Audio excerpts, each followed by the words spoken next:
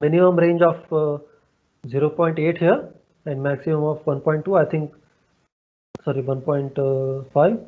I think this the cluster is centered quite well, and I am removing the far away outliers. So I'm going to create a subset from this. So for this, I'm going to create subset from visible. So any star which has parallax of 0.8 to 1.5, that will be selected. And I'm going to give it a name like PM plus parallax selection. So this is our new selection. So if you now go back to this thing, this third column has been added here, right? So we have removed some stars. So if you just visualize this, so I'm going to RADEC plot. I'm removing the all because we don't need it now. I'm changing the color. So okay, so this should be red. Okay, so all these red stars are not in the new selection, right? So PM plus parallax selection, they are not in the, because they have slightly different parallax than our cluster. So these red points have been removed from our selection. They have same velocity, but they have different parallaxes. So we don't want these stars. So when we will be plotting the color magnitude diagram, we will be working with parallax plus proper motion selection. So that will be the subset we will be working with.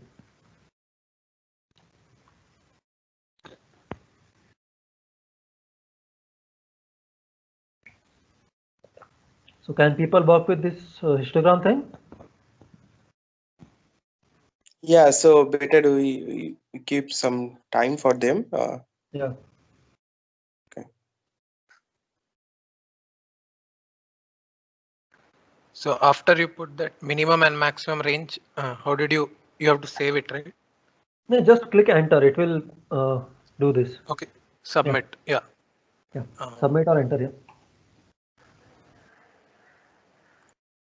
So why also we can use histogram? It doesn't matter, but you can put whatever suit.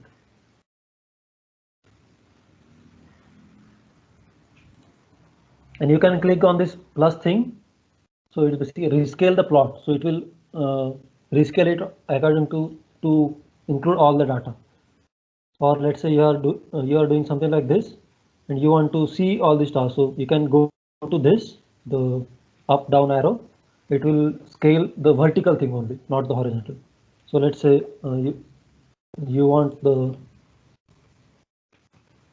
so this was, I want to increase the height only, not the width. So I can just click on this up down thing, rescale the vertical axis, and it will rescale the vertical axis only, not the horizontal.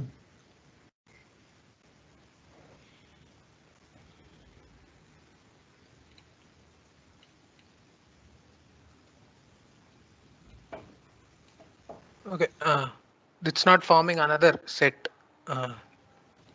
This, So I made the minimum X, maximum X.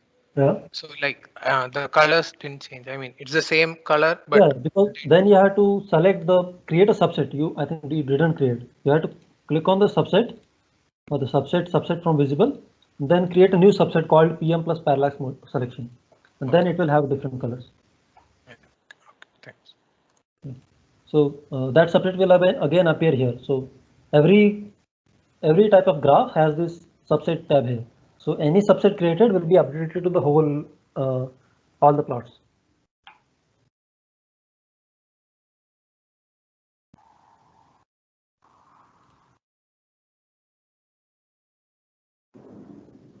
You can again change the style of these subsets. So for example, you can go to the form. So form is basically the stylized things.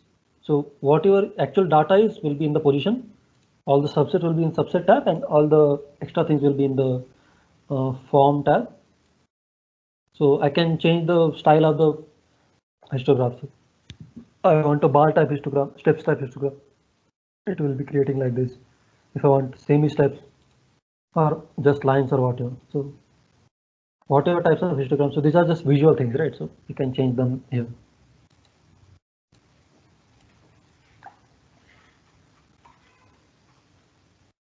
So coming back to the thing, now we are going to plot the CMD.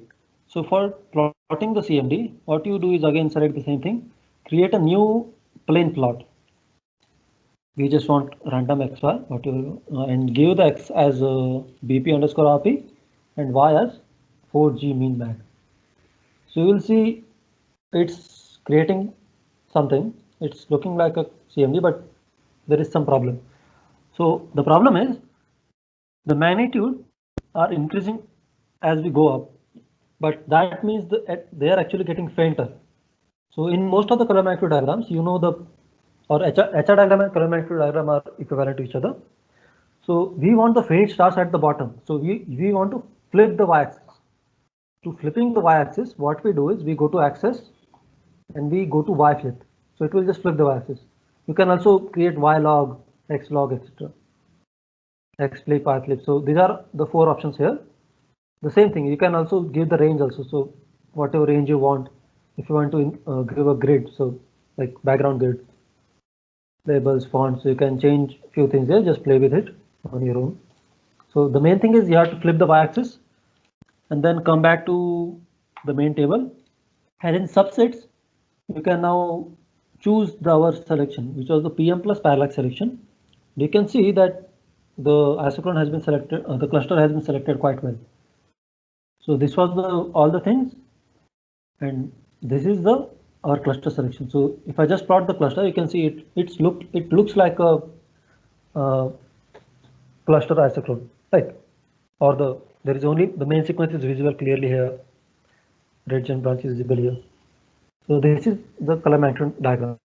So you can now save this color magnitude diagram. This is your cluster, right? So what you do is you go to export plot to file, and you can save wherever you are.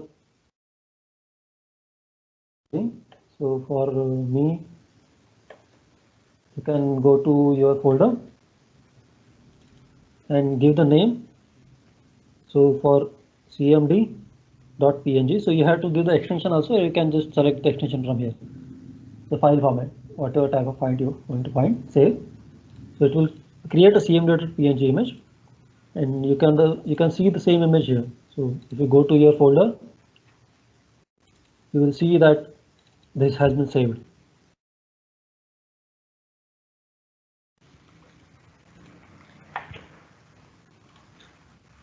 So this is one of the main step done. You have selected the cluster. You can also save the proper motion selection, right? So this is again a useful thing. So you can just give it a good color. Let's say this is your selection. So you are going to save this. So go to save. I'm going to name it as VPD, which is the vector point diagram. So now my folder has 2 files, CMD and VPD. So both files have been saved.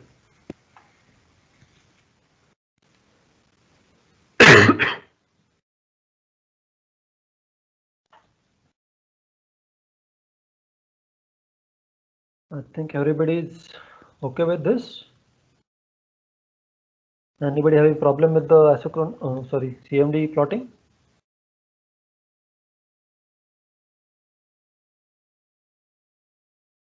Can you repeat after creating new plane plot? Okay, so I'm just creating a new plane plot. It will open a new window, right? So changing the XY to whatever this 4G mean mag, X to BPRP.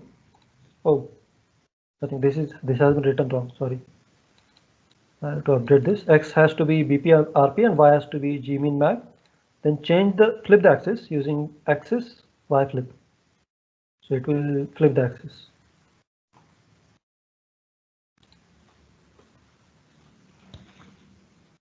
And now select whatever subset you have. So the previous subset was this. Our subset is this. Color, so it looks, you don't want to worry about the backstars. The forms are again same. You can change, give arrows, etc. whatever you want. It's not that useful in this particular case, but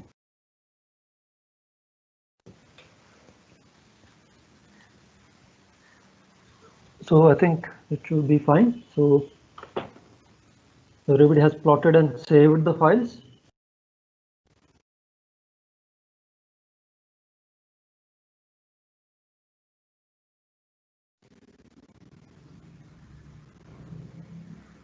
saving, just go to export and give whatever file name you want.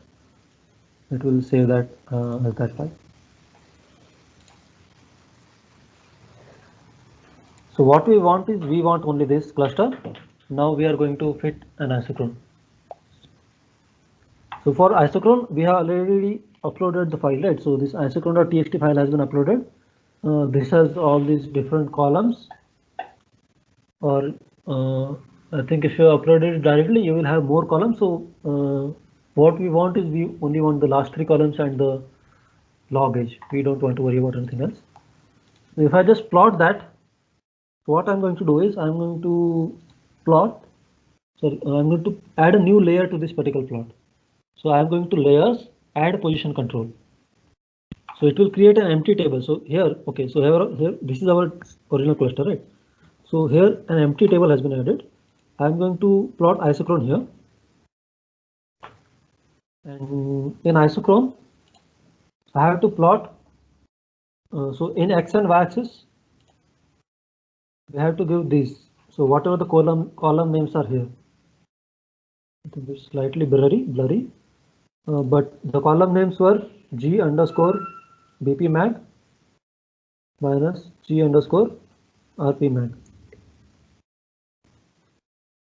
So X axis has been done, and for Y axis I am going to plot G mag. So this is the model cluster, right? So model clusters are looking like this.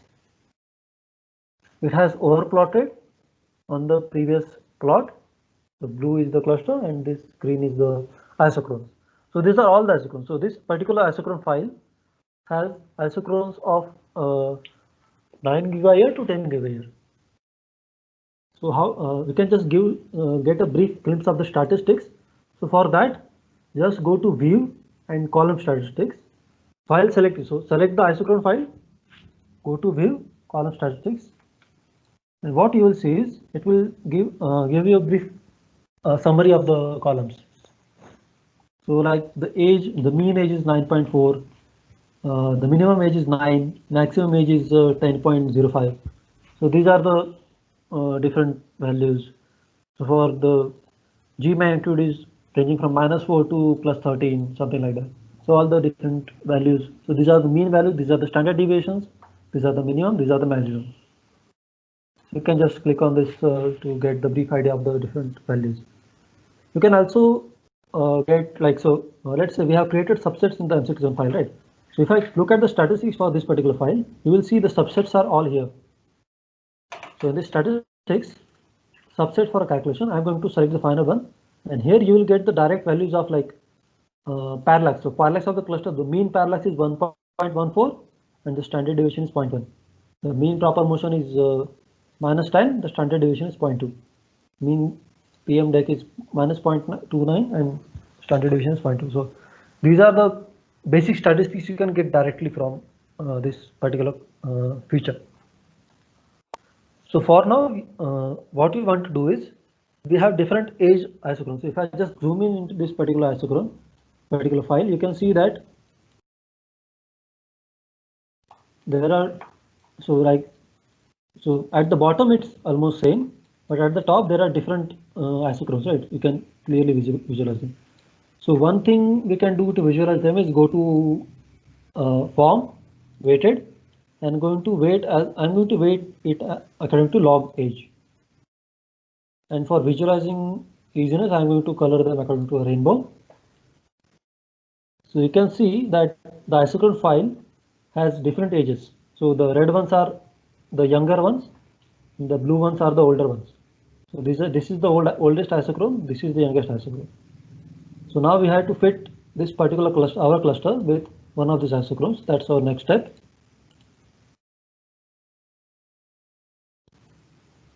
So any questions are there? So isochrone file you have to upload, right? So yeah, you have to open that isochrone.txt file, or you have to open that fits file, the topcat underscore isochrone plus cluster dot fits. So both these files have isochrone file.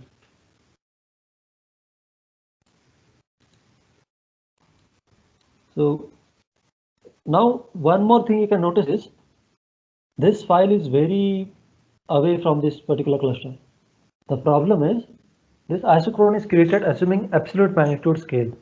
So all the stars in this particular isochrone are at 10 parsec, but our cluster is not at 10 parsec.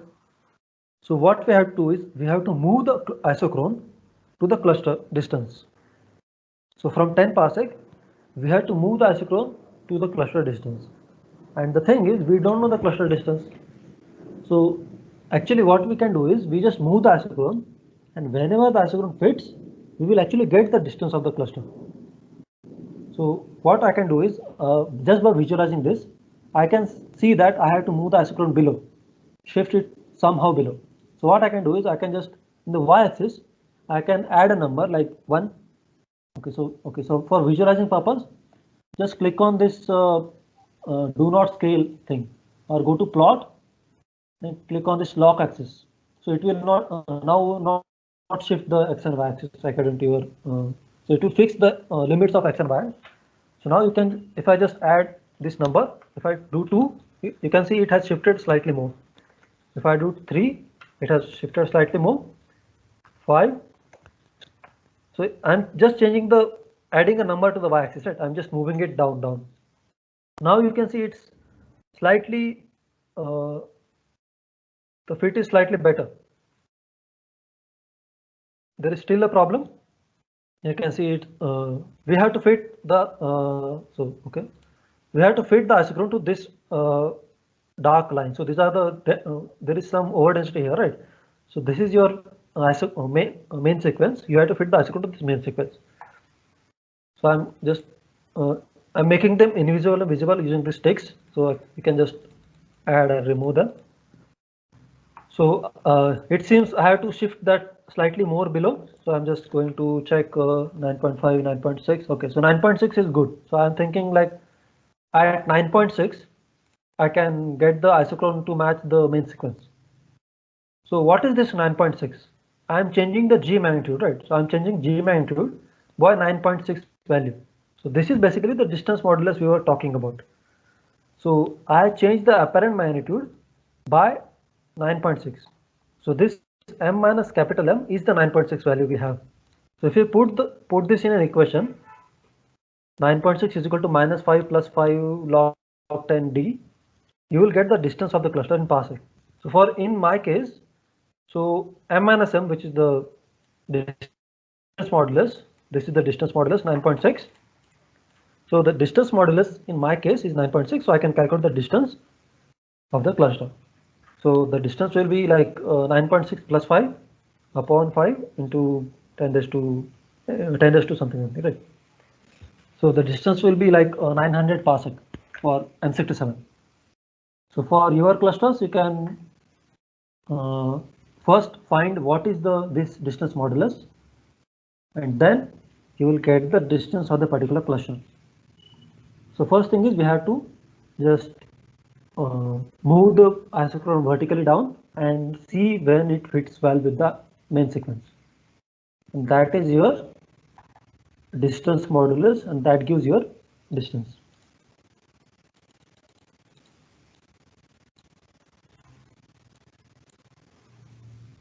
You can see the main sequence is fitting quite well.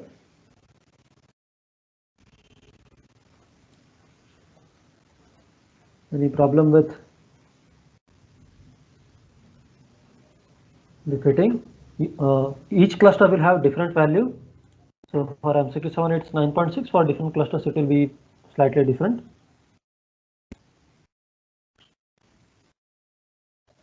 Also reddening. No, reddening is slightly more complicated. So I'm not going to talk about reddening there.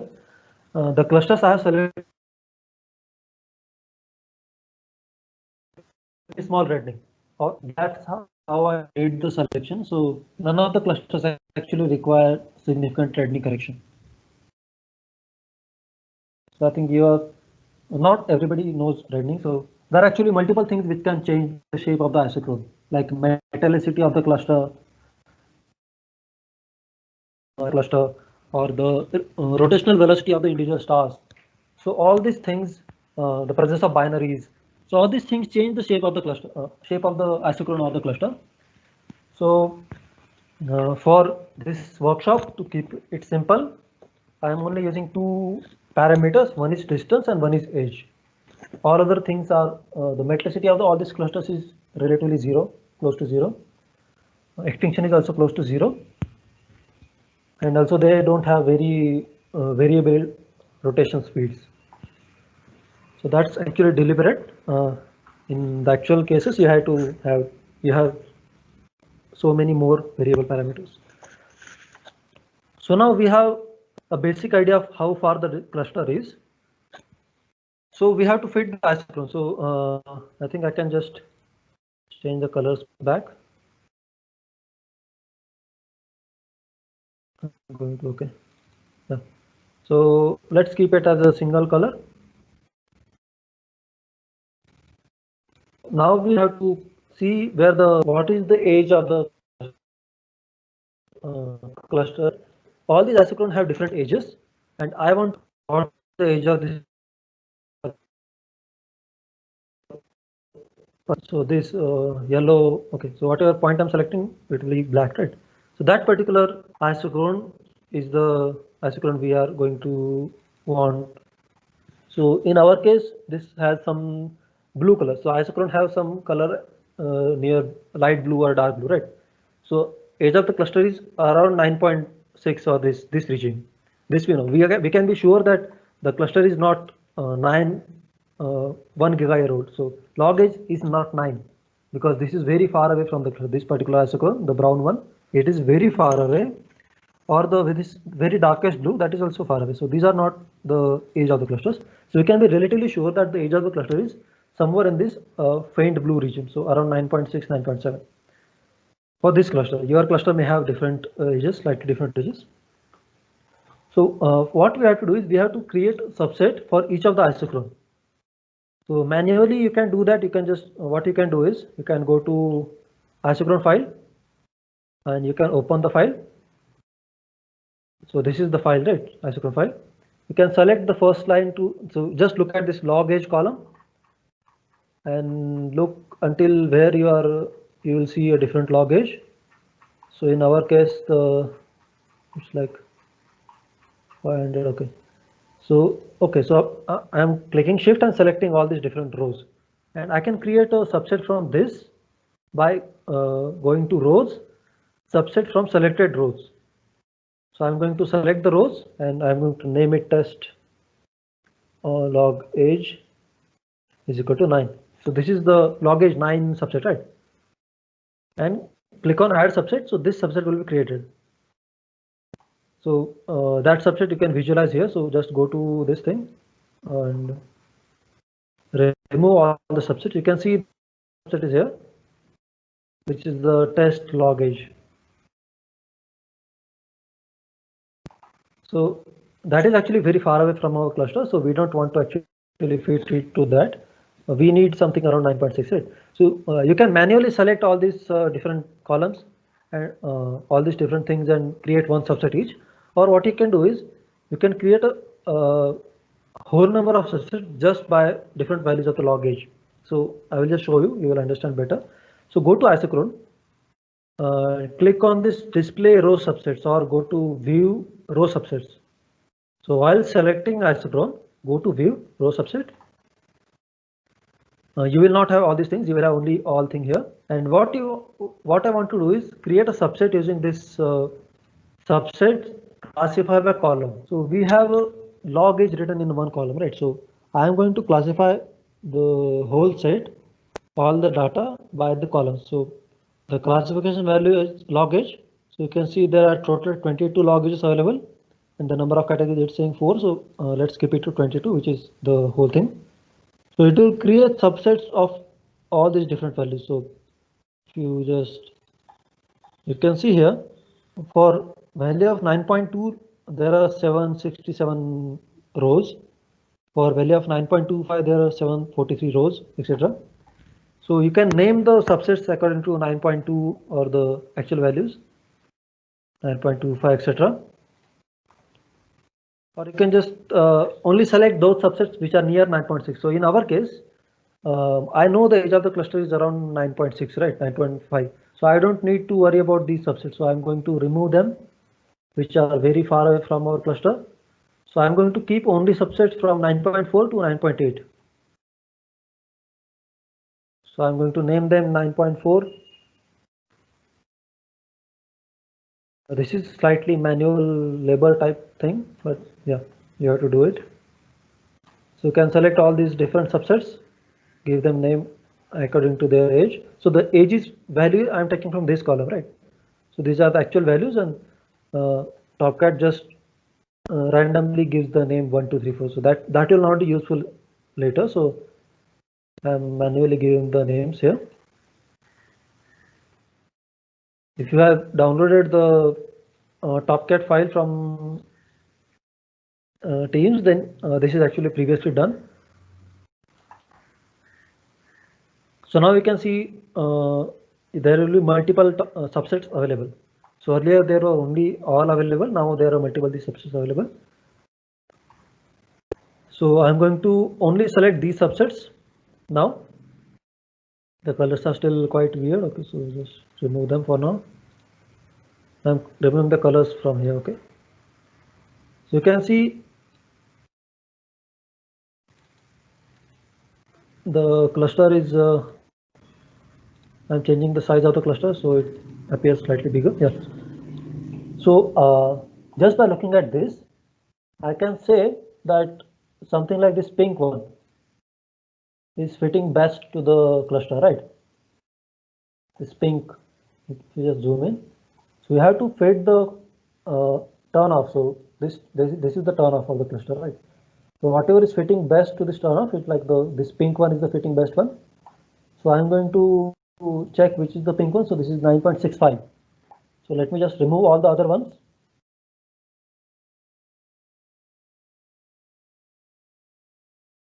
And you can see, okay, so this is looking relatively good to me. I can just plot it above also here. So I am satisfied with this fitting for now, of course. For doing actual science, this fit is not good, but for workshop purpose, it's I think good enough. You can see the fit is quite good. So this tells us that the age of the cluster, log age of the cluster is 9.65. So what you did is you know that you calculate the distance of the cluster and you calculate the log age of the cluster. So is everybody able to do this?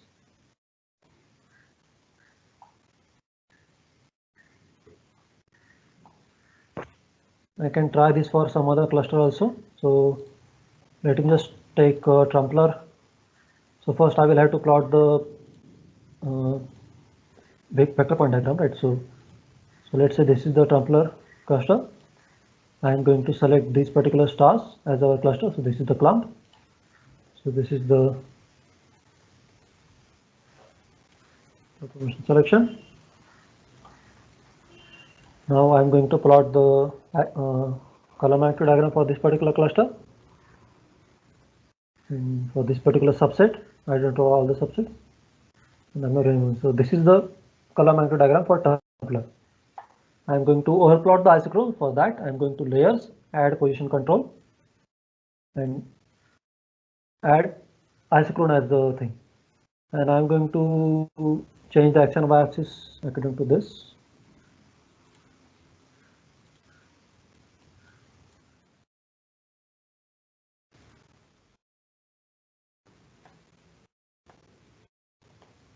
So for Trumpler also, we will have to first find the distance of the cluster, right?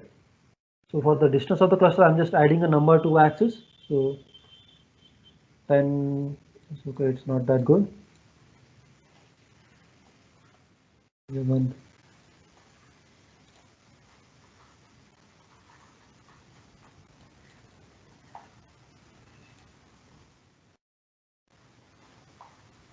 Okay, it's somewhere between, oh, it's not fitting that good.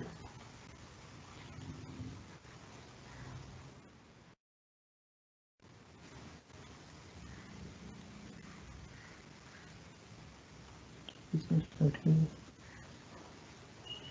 I think the isochrones has to be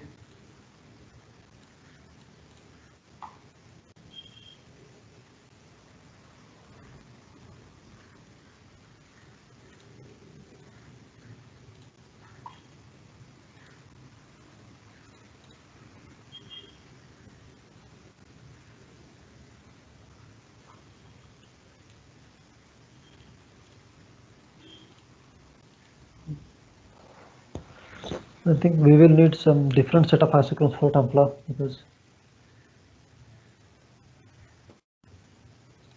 I thought the extinction was 0. So are you people getting some results?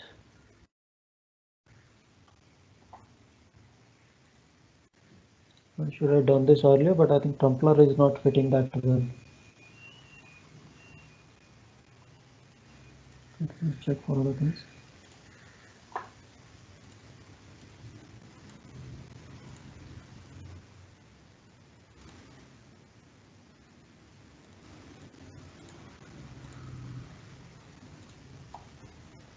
For Rupert, the isochrone is somewhere here.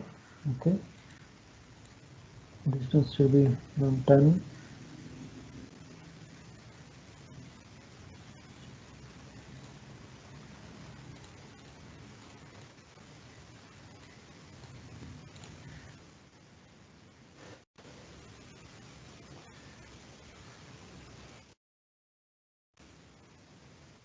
Yeah, the shapes of turnoffs are not matching well, but that's because the very slight differences in the metallicity, etc.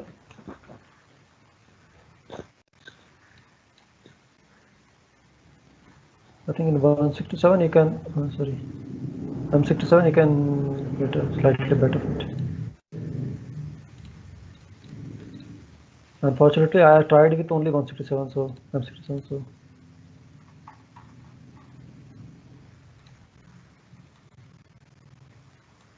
For 188.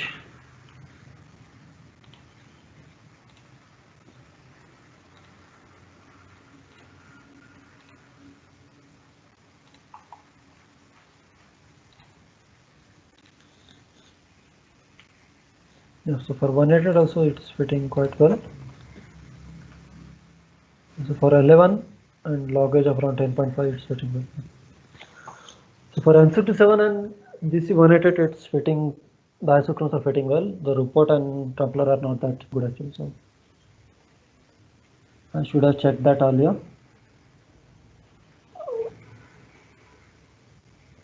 Any problems?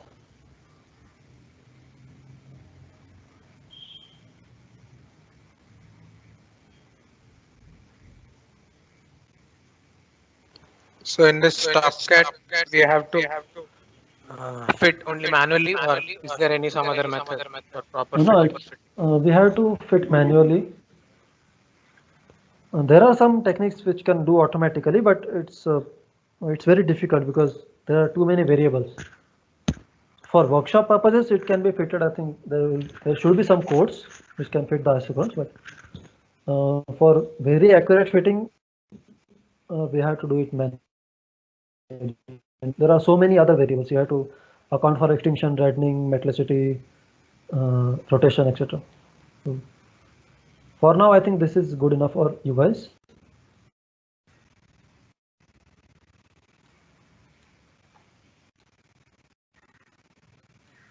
So just note down the this correction you did in the y-axis, which is the g minus mg. You corrected the apparent magnitude by some amount, right? So that correction is m minus m. So that is your distance modulus, and then you can calculate the distance from that, and just then by the best fit of the isochrone you can get the log edge.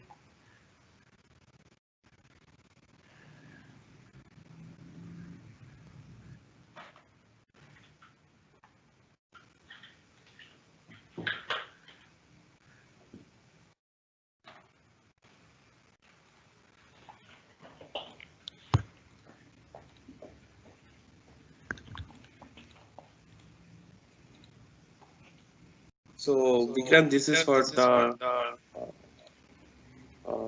materials for the first part, right?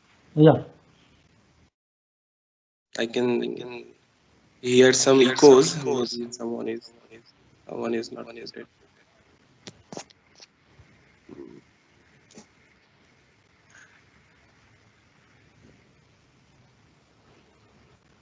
So for fitting, we are changing only y-axis.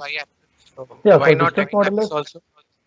Yeah, so x-axis has to be changed when you have to account for extinction. So that also you have to do, but these clusters don't have that much reddening. So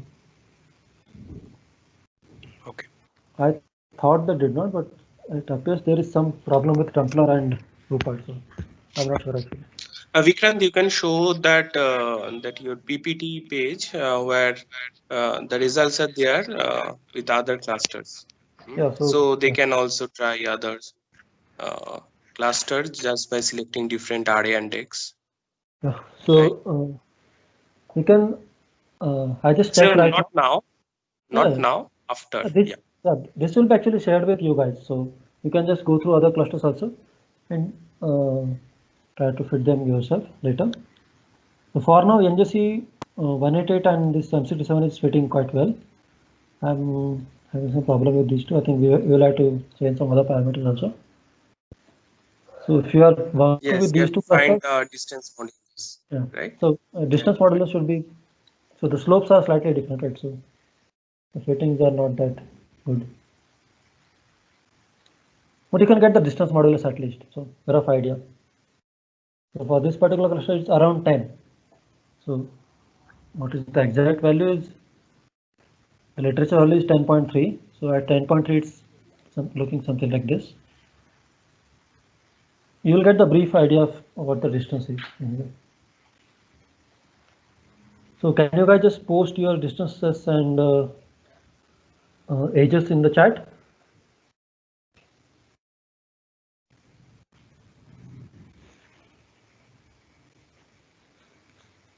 Whoever has got the values.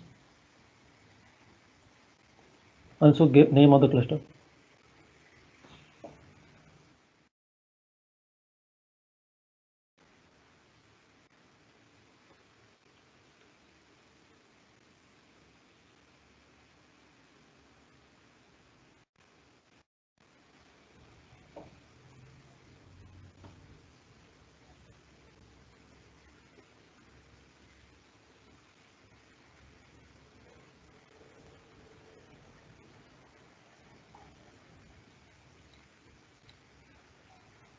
There are many other methods to select cluster members.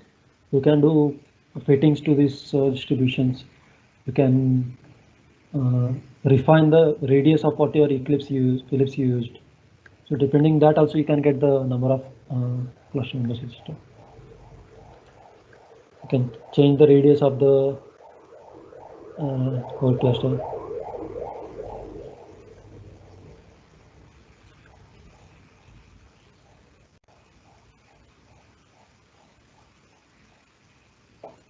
Richaju, the age should be like 9.9 or something.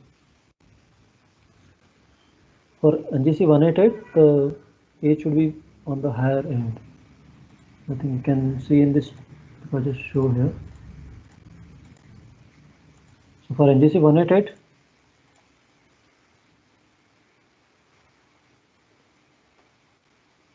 so the pink one is fitting well, right? So this pink is around 10 log 10. So for NGC 188, the value age should be around log 10.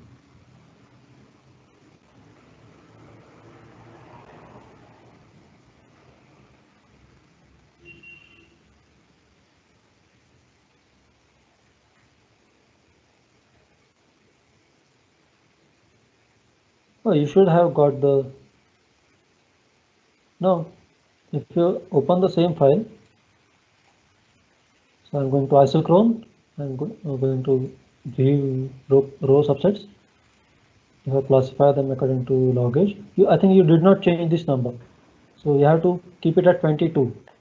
So it selects only the best populated top four subsets. You have to give it as 22, then it will give all these different values. If you give it as 4 only, then it will only select 4 subsets which are 9.2, 9.25, 9.1 to 9.1. We want all the subsets, and there are total 22 values of log age. So you have to select 22 here, and then select the whichever. So if you are choosing a NGC 188, just you can choose this one of the bottom ones only. Yeah.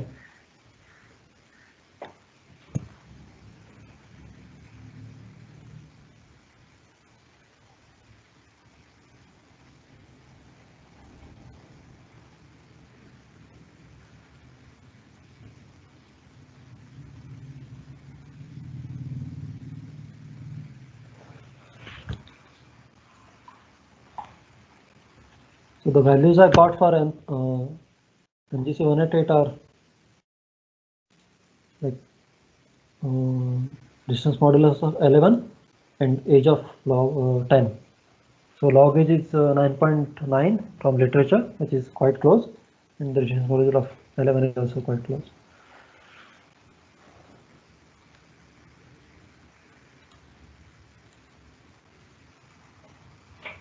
Yeah, Keshav has got good numbers, 9.5 and 9.6. So these are the like very close to the literature.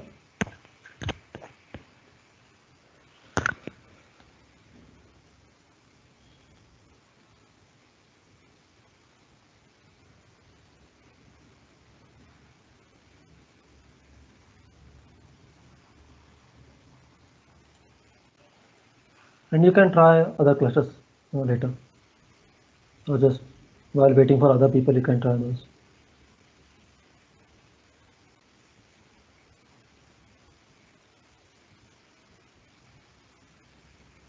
Again, you can color the stars according to different things. So let me just show you some. So for isochrones, I colored them according to age, right, earlier. So I can also color them according to mass.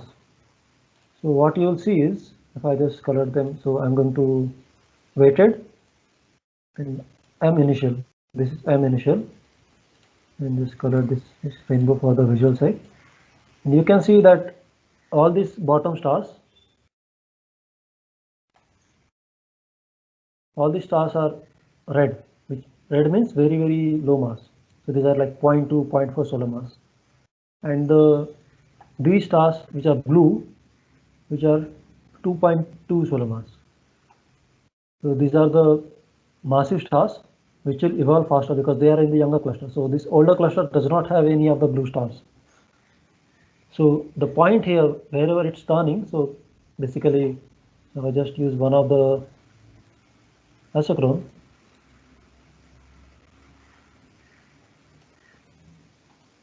So let's say I'm only looking at this particular isochrone.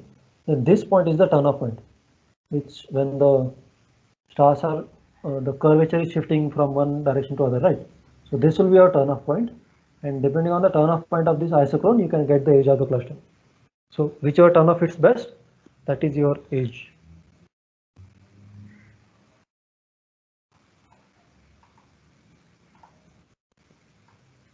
So for different isochrones, the turn-off will be at different masses. Masses are, yeah. Right is.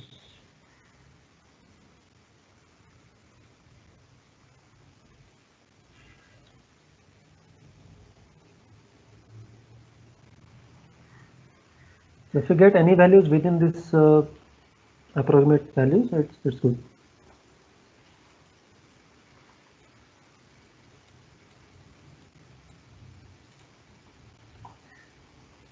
Can also color them according to the temperature. So by this you can see that so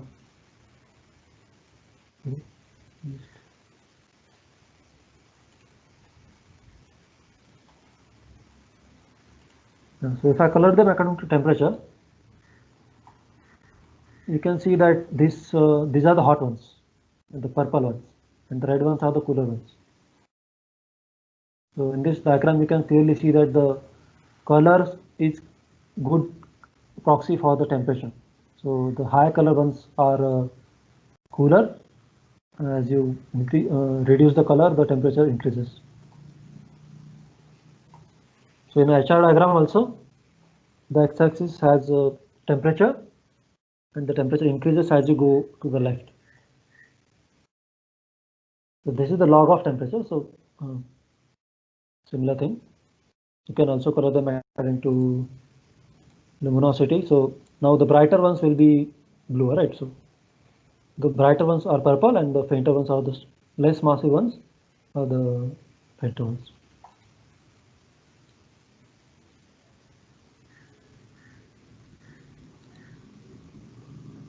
I think most of the people are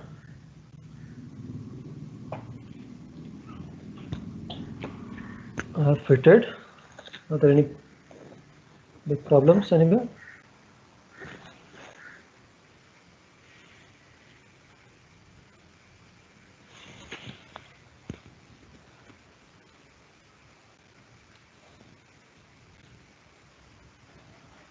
So you can even plot all the clusters at the same time. So just showing an example. So I'm going to add another layer. I'm going to plot M67 here.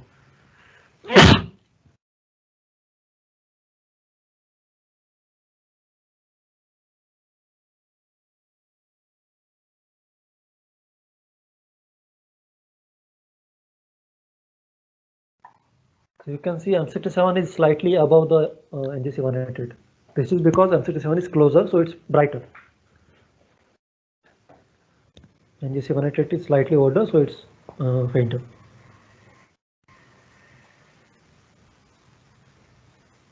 Just by looking at the isochrone, you can get the idea of distance of the cluster.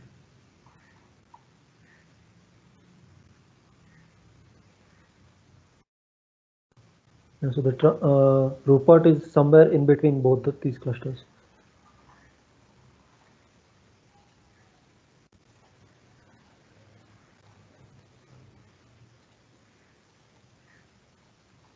The distance of Rupert is somewhere in between MPC 188 and M37.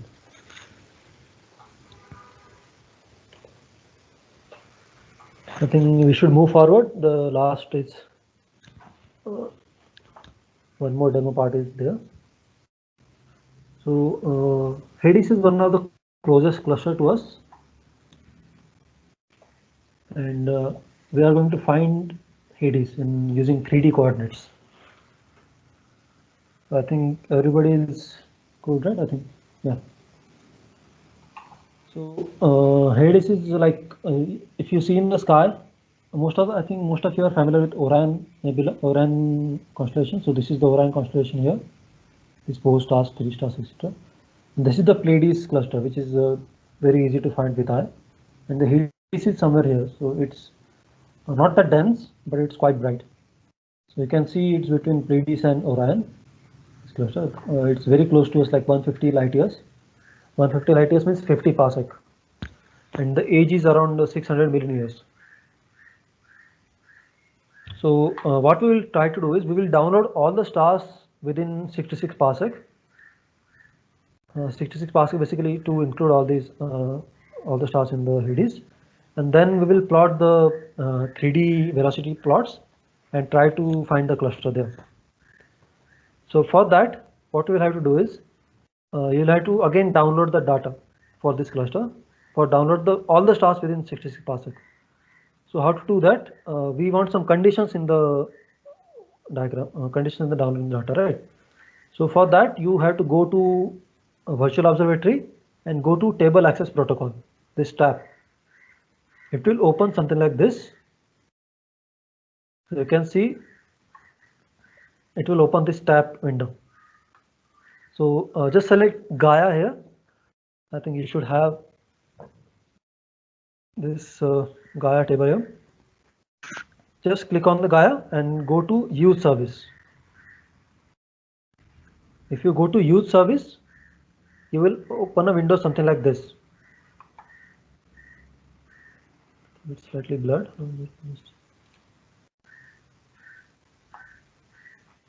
So go to tab and go to use service. It will open a window something like this. So this is use service. So there are different columns here. and just copy paste this into this box here at the bottom. So this is basically a programming language called ADQL.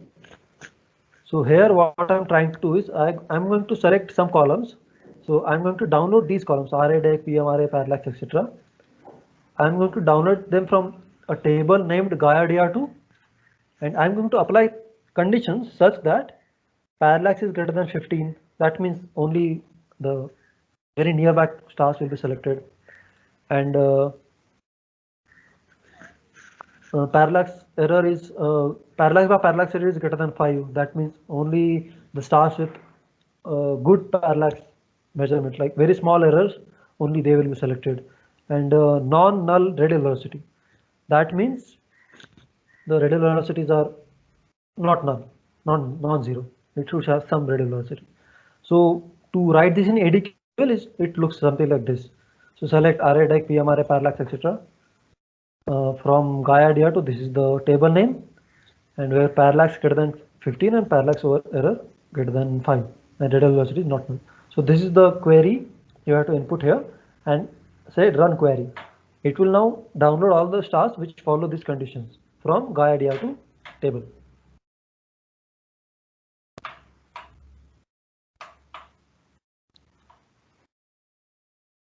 So this is very easy to understand language, ADQL. It's widely used in most of the astronomy catalogs or even other catalogs also. Any big data thing, ADQL is used. So try to download data from using this query. I hope you have downloaded the PDF attached. So you can just copy paste from the PDF these lines, and you paste it, or you will have to then manually type these. Right.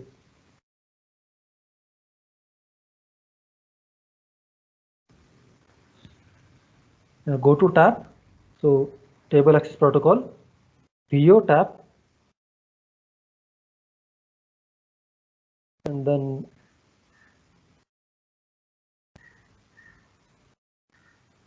select Gaia as a service and say Gaia use service. By selecting Gaia, go to use service. It will open a window like this. Now just type this ADQL query here and hit run query. It should open a table which looks something like this. So this tab _1 GaiaDR2 sources. So this is the table it should open. So it has like 26,000 stars, this particular table. And it has only these columns because I have already told them only these download these columns. So other columns will not be downloaded here. So in cone search, every column was downloaded. For here, for tab, it's go to VO and then tab. VO and tab, sorry. VO, table access protocol, tab query. So it will open this window. So my internet is slightly problematic, so I can't actually visualize, show you this, but it basically looks like this. So window will appear like this. And go to Gaia, use service.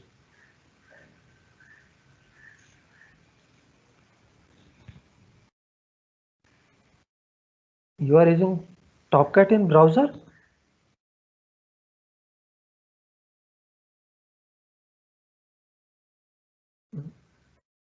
Oh.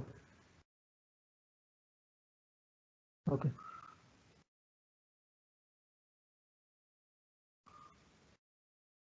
Yeah.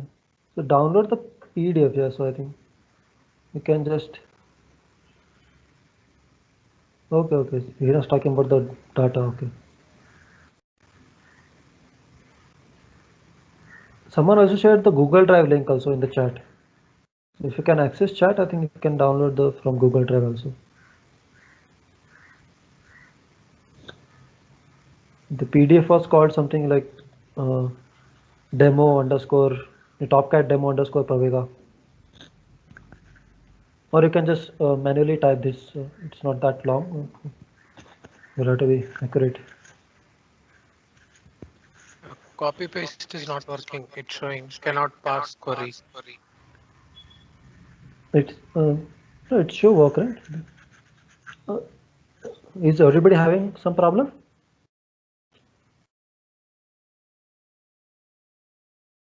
Yeah, so just type this, go to Gaia, use service, and then go to type this query here, and then run query. So it will run this automatically. If the internet connection is working, then it should run.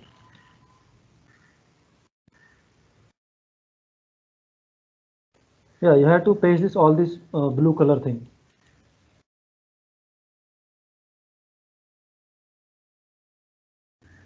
Sometimes copying from PDF creates a problem. Let me just paste this in the chat box. It will be easier. Just copy from here, chat box, and run this query. Sometimes PDF doesn't, the F doesn't copy or something, some problems are there. So try this query now.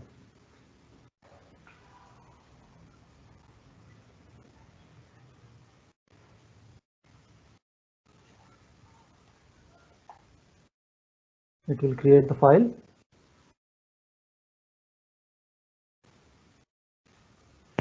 So now you can visualize this file. But we have from the chat. Yeah, okay. So you can visualize this. So I'm selecting this particular table and I'm going to 3D plot. So there is from graphics, I can go to cube plot, from this is 3D plotting window, something. So you can go here. You can see I have 3 options, but I have array deck and parallax. I don't have the XYZ, right? So first I have to calculate the XYZ. And then I can try to plot this using 3D plot. So here basically you can visualize the array deck is here and the high parallax ones which are up here. But I want the XYZ. So for that, what I can do is I have to create the XYZ. So how to create XYZ? So you will have to go for first click on the table here, go to view, and go to column information, which we already did, right? We selected some column from there. So I'm going to create some new columns here. So to create new columns, click on the plus, and you have to input some equations here. I don't know what equations to put, but Topcat helps me. So the name of the columns is XYZ. Expression I don't know. Units will be in parsec. So what is the expression to calculate XYZ? So for that, there is this f of x, which is the basically help from Topcat. Go to this. There are multiple functions available here. So we want only from Gaia. So go to Gaia, and this astro m xyz is there. So it will basically calculate xyz from array deck. So this is a function which can calculate xyz from array deck. So I'm going to just copy this text here and put this as an expression here. Okay, so what I did is I went to view, column information. It opened this window. This window it opened. From this window I added a new column. It will open a window like this. This window will be open, and here if I know the function, I can directly import it. If I don't know, then I can open this f of x. It will open this help window. Here you can select Gaia, and in Gaia you can select this astro xyz, or I can just copy paste it into the chat box. I think it will be easier. And if I just click OK, then it will create a new column which is called XYZ. You can see that in this also. So there is one more column added here. So now instead of I had plotted array deck, right? So here I am going to plot XYZ. So XYZ is actually a single thing. So I have to, it's an array like thing. So I have to input like this. XYZ square brackets 1, XYZ square bracket 2, XYZ square bracket 0. So these are the 3 coordinates. So you can see now it's looking like a sphere, which is what we downloaded, right? We downloaded all the stars with some particular parallax value. So basically particular distance value. So all the data we downloaded, it looks like a sphere. You can zoom in here. So at the center, it's solar system basically. You can color it according to whatever you want. So if I just color it according to it's parallax. You can see the central ones have larger parallax, which is because larger parallax means it's closer to us. So near the sun, it's higher parallax, and as you go further away, the parallax is zero, decreasing.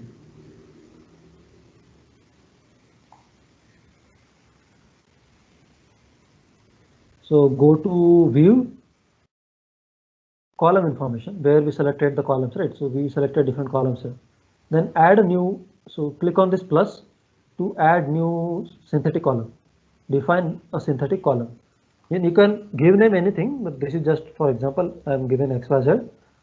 And the expression is written in the chat box, or you can just copy from here also. You can just put in units. Units are not necessary, just useful in the astronomy purposes. And just click OK. It will create a new column here. It will appear here, and you can plot that. For plotting that, you can just use XYZ. You have to use XYZ bracket 0 because it's an array, right? It's not a. So the numbers here. So in this particular last column, you can see the numbers are not there. It's in the bracket. There are 3 numbers are written in one bracket. So that's why you have to write something like this while calling the data. So this is basically 3 coordinates. It's an array, right? 3 arrays are there: XYZ 0, XYZ 1, and XYZ 2. Similarly, what you can do is you can also calculate the velocities, UVW. So calculate the UVW. I'm again going there, adding a new column, naming them UVW. The expression is again look for here. So here this expression is written astro UVW, or the second one, same thing. So I'm using the first one, and this actually, I don't know it works or not, but you can select using the example. So they have given examples also. So I'm going to select from that the expression, and the units here will be kilometer per second, which is the units for velocity. So I'm inputting that query here.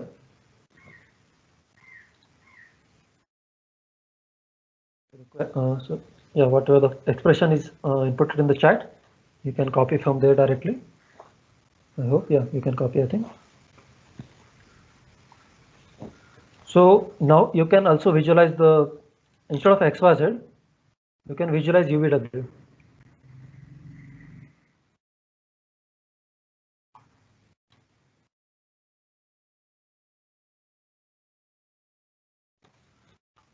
So these are the speeds visualized. So here you can now change this weighted to instead of density. Now you can see that there is some over density in the center. But if I just zoom in slightly bit, if you right click on some point, the center will be shifted to that point. So if I just right click on particular points, the center of the cube will be shifted there. So if I just zoom in, I can see there is some over density here, and plus there is a point somewhere here. So if I zoom in slight bit, I don't know if you can visualize it clearly. Let me just change some things. Yeah. So if I zoom in, I'm seeing a clump here. So this clump is basically a co-moving object, right? So this is basically 3D vector point diagram. Earlier we only had proper motion and proper motion deck, but now we have radial velocity also. So UVW are basically the other counterparts of XYZ. UVW are other counterparts of PMRA, PMDEC, and radial velocity. So I have plotted the UVW plane, and you can see that there is clump here. So I'm thinking that this clump is the cluster. So I have to recenter the whole data by right clicking on the clump, and I'm zooming in, and I'm thinking that this is my cluster. So this was the clump in the UVW cube. So I'm just selecting the center here. Okay, so this is our likely cluster. So how can we check if it's the cluster? I'm just creating a new subset here. So everything visible here, I'm going to create a subset, like for subset from visible, and I'm going to give it a name like UVW selection. And now you can try to find Yeah, now you can try to plot this particular thing in some other like column active diagram. So in column, so you can just now input the table here, and you can give the BP and RP, etc. Right? X is equal to BP underscore RP, Y is G absolute. This is the all the data will downloaded, and we have created a subset, new subset, UVW selection. This subset is this small strip. We can clearly see the cluster has been selected from a 3D velocity plot. If you want to visualize where this cluster is in the 3D XYZ plane, you can again plot a new cube for XYZ. XYZ.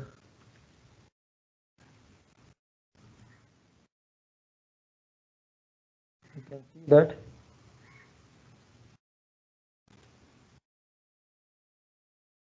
Yeah, so this is the all the things. If I add the UVW selection, you can see there is some clump appearing here. So I can just make this transparent. Can reduce the to gray.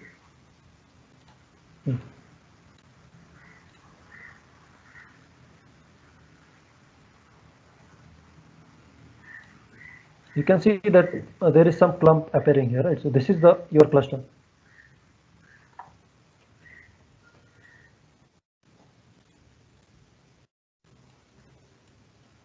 It's slightly difficult to visualize, or I can just remove this all things. Yeah. So this is the 3D visualization of your cluster. Of course, we have to remove some stars according to given the parallax cut.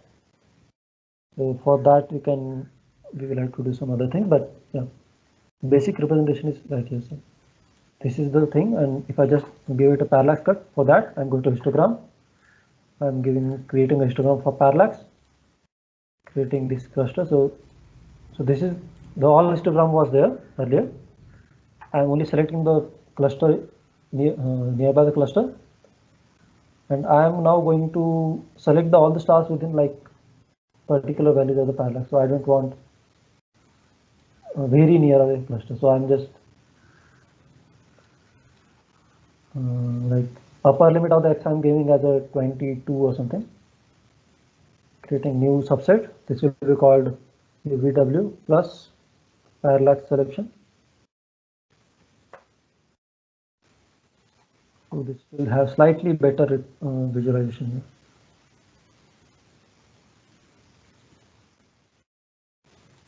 Yeah, so something has been cleaned, but there will be still contamination. So yeah, I have to actually cut using 3D coordinates. But yeah, for now, I think you can see that you can visualize this cluster, right? So all the stars with different. So all these stars are at same parallax values. So in a spherical coordinate, what happens is sun is at the center. So anything on all these directions is going to be selected as a cluster. So we can also give a RAD coordinate cut here. For that, go to this plane plot. So you can see all the data from all the different things. All over the sphere has been selected, and our selection was here. So this particular selection, we have plot on the sky plane. It's looking like this. So we know the cluster is only here, right? So we can just select this cluster manually. So now we have done 3 cuts: UVW plus parallax plus RAD. So 3 cuts have been done. This cluster, now we have selected the cluster completely. Now you can, if you just go to this particular plot, you can see that this is the cluster. These are all the stars.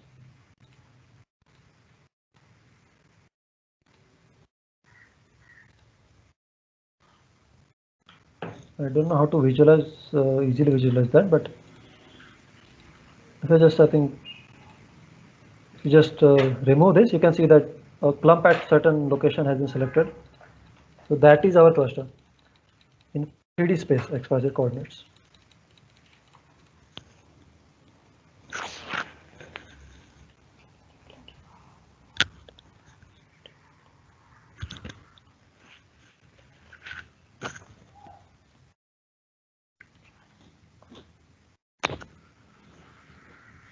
Is anybody can Can you just raise your hand if you are successful in doing plotting these things?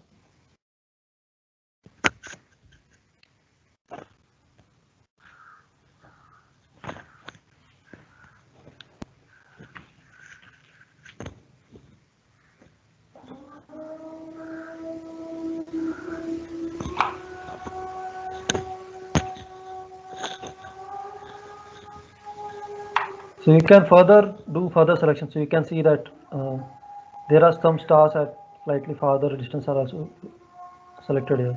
So you can remove that, etc. But for brief things,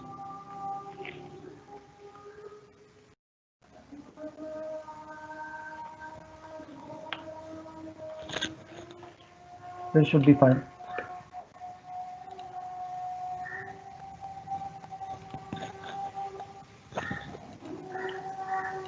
This is the whole sky we had ordered, and our cluster is at this particular location.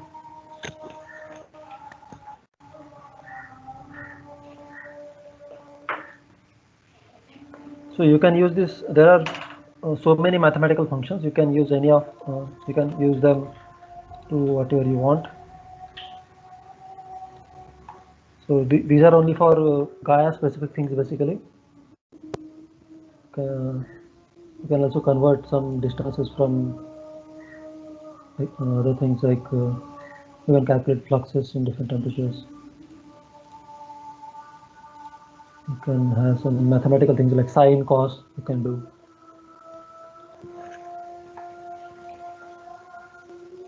You can also plot lines. So here in the, let's say I want to create line, I can just give a function here and whatever function I want, x square. So x square is plotted here. So for comparison, like if you want to do some linear fitting, etc., that is also possible.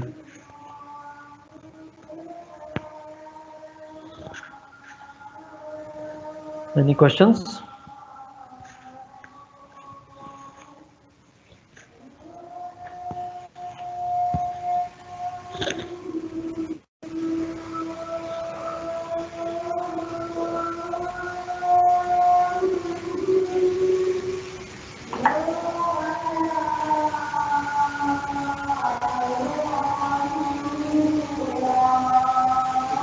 Can you please mute someone?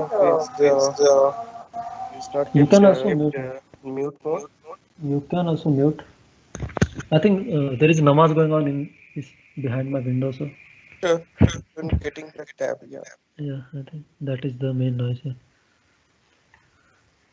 I think it should finish by now.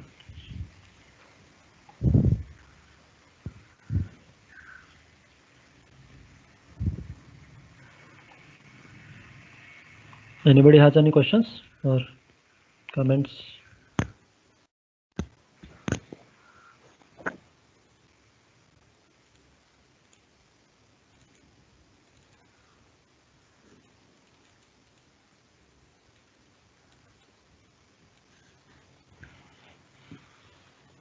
Maybe they're busy with this 3D plot. Yeah. It's slightly difficult to move through this. So the recording will be available in the chat box, I think. After the meeting is finished, you can get the recording, you can download it. Darshan, is it going to be uploaded to YouTube or something?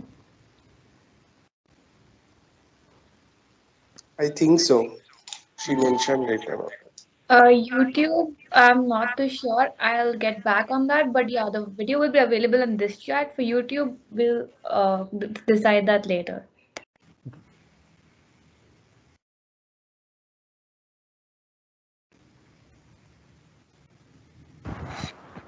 Vikram, I have to make a small announcement.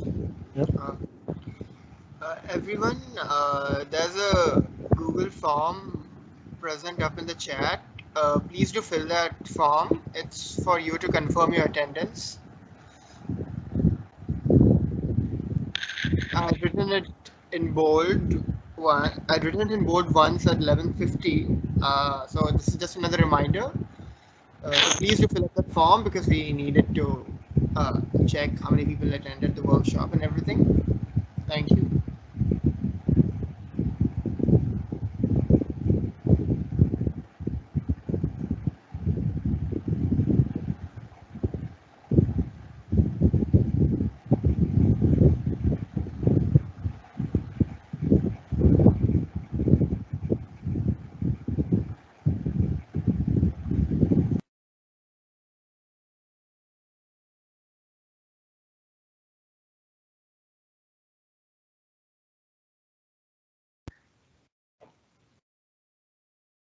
You can also save the 3D plots as images, as mentioned previously. Like any plots can be saved by going to the export window and saving them.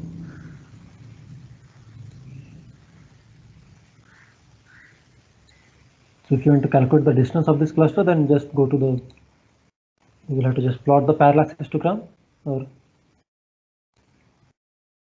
open the, sorry, go to the parallax histogram and you will see that this is the total data we downloaded. This is the final cluster after all the 3 selections. So if you remove that, you will see that this is the cluster we selected. The parallax is like around 20 parallax.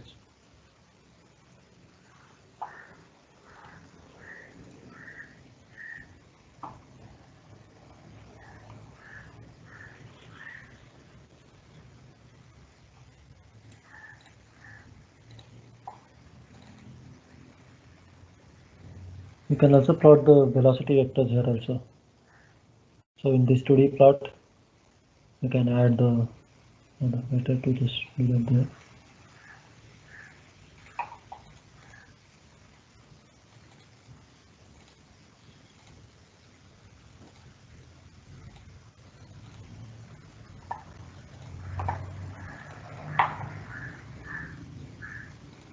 And so here I can plot the AD's data. This is all the data, right? So I'm going to select our cluster.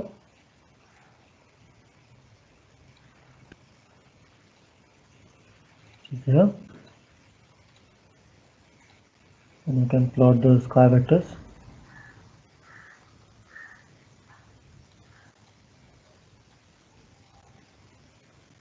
So you can see that other stars, the gray stars have some random velocities, but most of the cluster has some particular direction of velocity. So you can even remove these 4 stars. These are slightly away from the cluster, slightly different velocities. So you can remove these to make further cleaner corrections.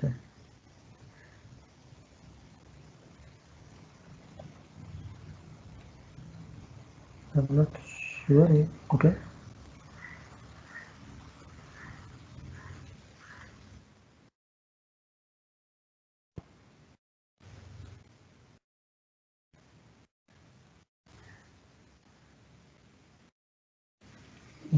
Since we can also plot 3D velocities here. I also didn't know that.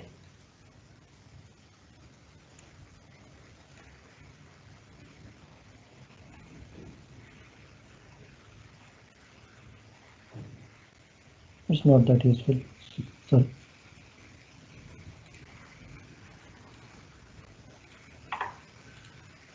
You can play with whatever you want. You can add different forms, different functions.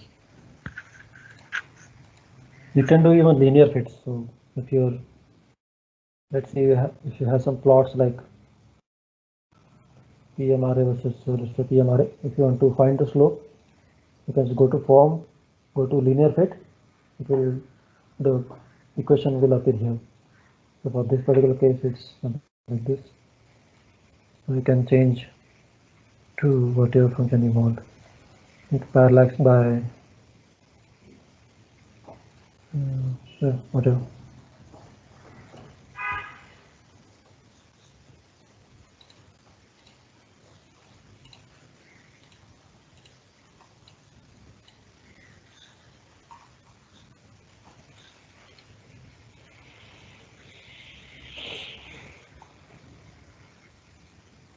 I think everybody is okay with these 3D things.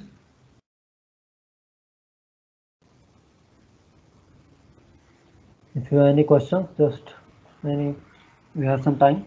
You can ask.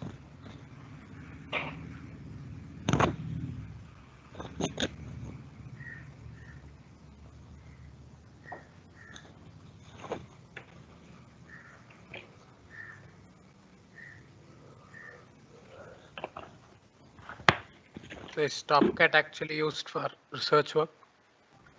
Yeah, you can create good plots here, right? You can create selection circuits also.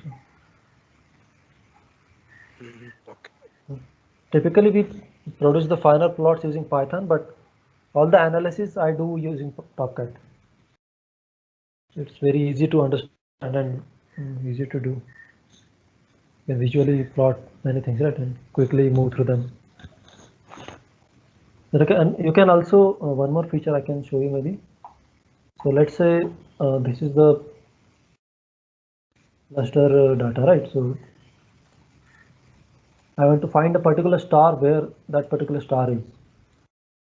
So let's say if this is our array deck plane, and I want to find this star. So if I click on one window, that star will be selected in another window, where the same star, same thing has been plotted. So same cluster is plotted on the both plots. So I can just visually check where these different stars are in different diagrams.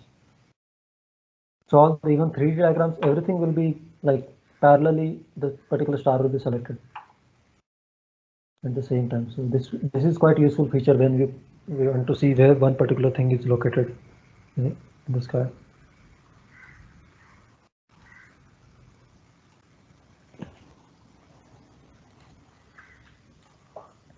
Any more questions?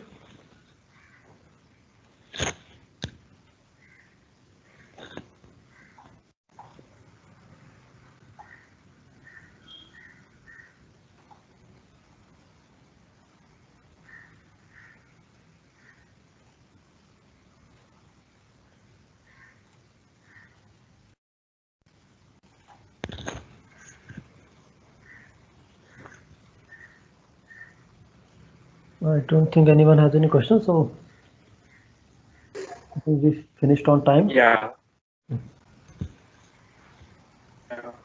We are within the limit. Thanks a lot, all the organizers and the Vega team and all the participants also.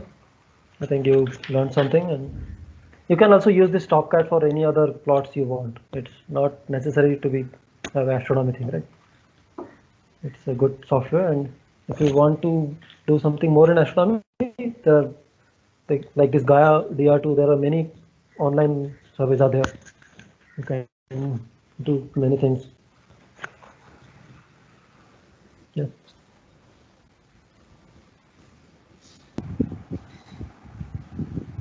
Yeah, Vikrant, Yeah. before we wrap up,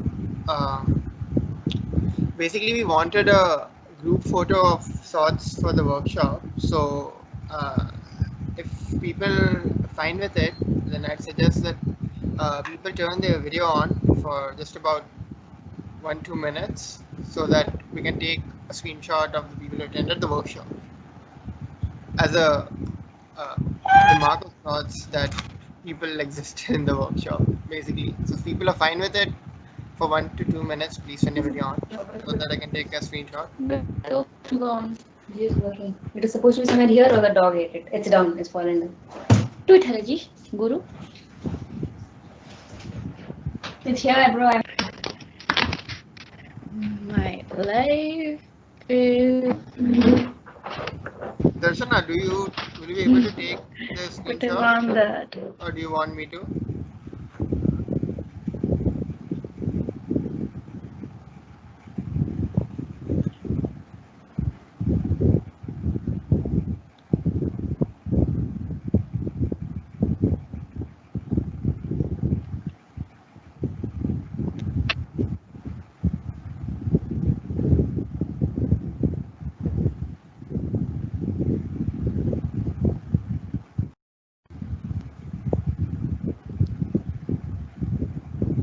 I will share the slides also with the video and slides both will be available in the chat.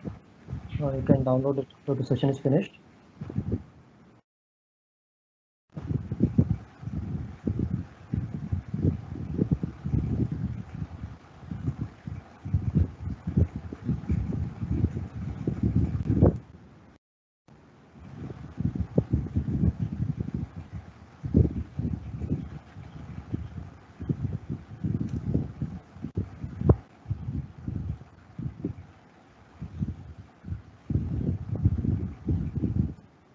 I think all people are here. I think I taken that over. Yeah, maybe Darshana can tell us when Yeah. we should be ready. Is everyone here?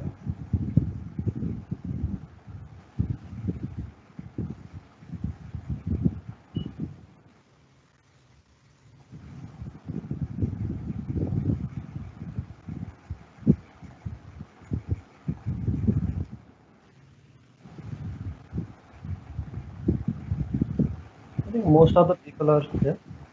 Yeah. I think I should do it. This should be fine. Yeah. Turn your videos off if you want.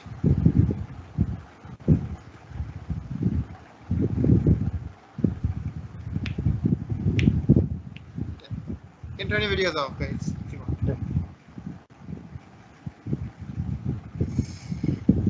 Yeah. Yeah, I think that should do it.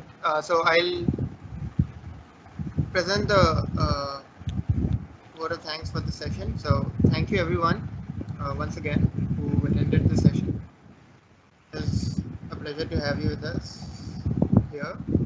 Now we're bringing the Sprung Russell workshop to a close now. First and foremost, I'd like to thank Vikrant Jadhav for taking time out of his extremely busy schedule to demonstrate the ideas and techniques behind the HR diagram and performing analysis of the isochrones. I'd also like to thank the volunteers, Sahil Day, Ausub Roy, Mohit Raju, and Aman Agarwal for actively helping out the participants and resolving all sorts of issues. We thank each and every one of you who attended the session today, and we hope you really enjoyed and learned something from today's session. In addition to all of you, I'd also like to thank Professor Nirupam Roy, Professor at IISc, and the students of the Joint Astronomy Program, or JAP, for their immense support throughout the process. We are really grateful for having a team that has worked so tirelessly and has reached out to people, putting together all the posters, setting up the website, and has done so much more for us. Last but not the least, I'd also like to take a brief moment to thank Team Pravega as a whole, as one entire team, for handling this much work so well. Thank you once again, everyone, and we hope you enjoyed this a lot. Thank you.